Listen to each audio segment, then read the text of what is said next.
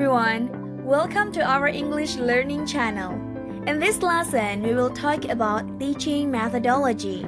How English teaching methods have changed from old styles to modern approaches. We'll also learn how teachers today mix different techniques to help students speak and understand English better. Here are the materials that will be discussed. Alright, let's begin with our first topic. Let's travel through time to see how English teaching methods have changed. At first, teaching focused on grammar and translation. Students memorized grammar rules and translated sentences between English and their own language. For example, a student learns the sentence, "I eat an apple," and translates it to "Saya makan apel." Then they change it into past tense, "I ate an apple," and so on. This method was good for reading and writing, but not for real speaking or listening. Then came the direct method. Teachers spoke only in English, and students learned through listening, speaking, and using real objects or pictures. For example, the teacher shows an apple and says, "This is an apple." Students repeat, "This is an apple." No translation, only English. This made learning more natural and helped students think in English.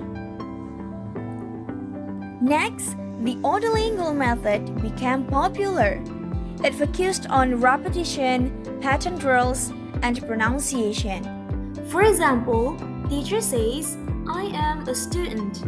Students say, "I am a student." Teacher says, "You are a teacher."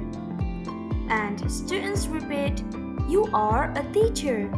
They repeat until it becomes a habit. But this method didn't give much change for creative speaking. Later, teachers realized language is not just grammar, it's communication.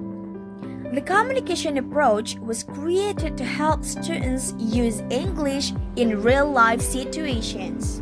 For example, students practice conversations like, "Excuse me, how do I get to the library?"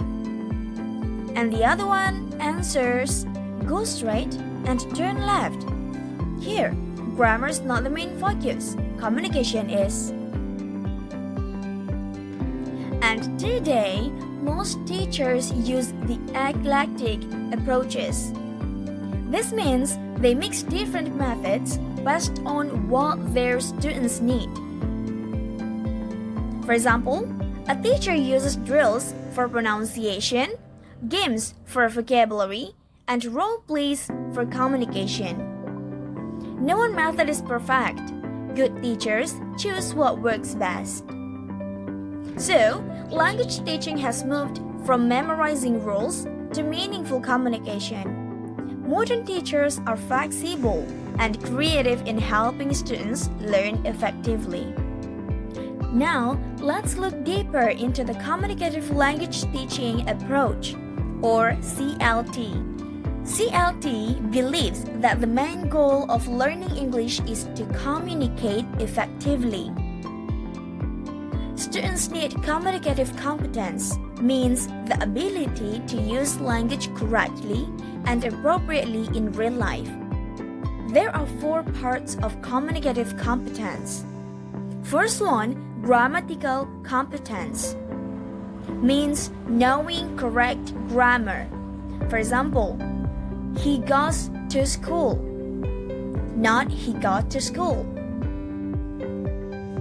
Second one, social-linguistic competence, means knowing how to speak politely in different situations. Knowing when you have to use a formal tone or informal tone. Third one, discourse competence, means connecting sentences clearly. Here's the example. First, I wake up. Then, I take a shower. After that, I have breakfast. The fourth one, strategic competence. For better understanding or when you forget a word. For example, if you forget umbrella, you can say a thing for rain. Let's learn how to manage an effective English class. Lessons are divided into 3 stages. First one, pre-activity. Teacher prepares students with vocabulary or goals. The second one, while activity. Main learning tasks, such as reading, listening, or group work. The third one, post-activity. Review or reflection. Here's the example. Before reading a story, the teacher introduces keywords like forest, rabbit, and hunter. And then, students read the story and answer questions together. Finally, students talk about what lesson they learned from the story. Teachers should also use clear and slow English when talking and give kind feedback when correcting mistakes. Interaction is important too. Mix teacher-student talk with student-student and group work. Finally, teachers should reflect after every class what worked well, what needs to change next time. Next, let's talk about English for Specific Purposes, or ESP. ESP means teaching English for a special goal, like English for doctors, engineers, or tour guides. There are 4 main steps in designing an ESP course. First one, needs analysis. Find out what learners really need. For example, a nurse must learn how to read patient reports and give medical instructions in English. The second one, selecting content. Choose vocabulary and topics from that field. For example, a business student learns words like profit, negotiation, and client. The third is designing materials. Create real-life tasks.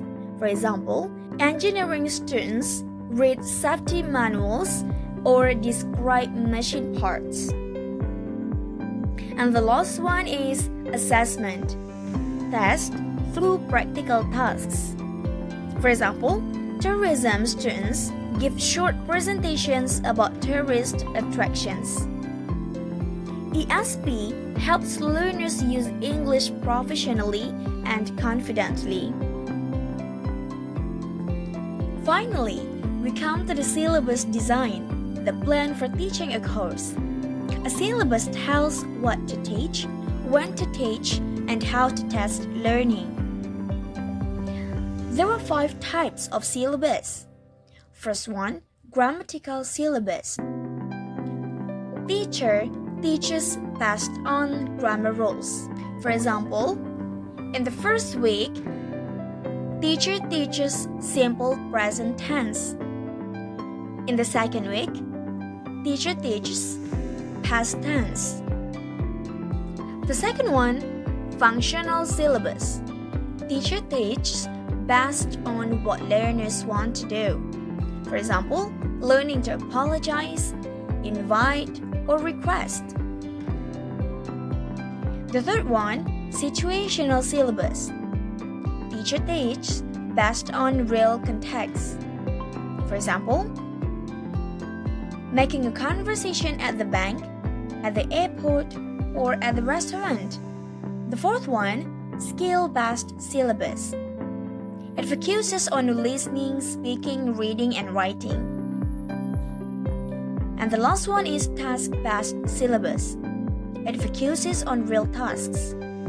For example, students plan a trip using English maps and websites. A good syllabus also includes objectives, materials, and assessments. It must be flexible. Teachers can adjust it depending on students' needs. Great job! You've just finished teaching methodology. Always remember, there is no single perfect method. The best teachers understand their students, stay creative, and use the right approach for the right situation. Thank you for learning with me. See you in the next lesson.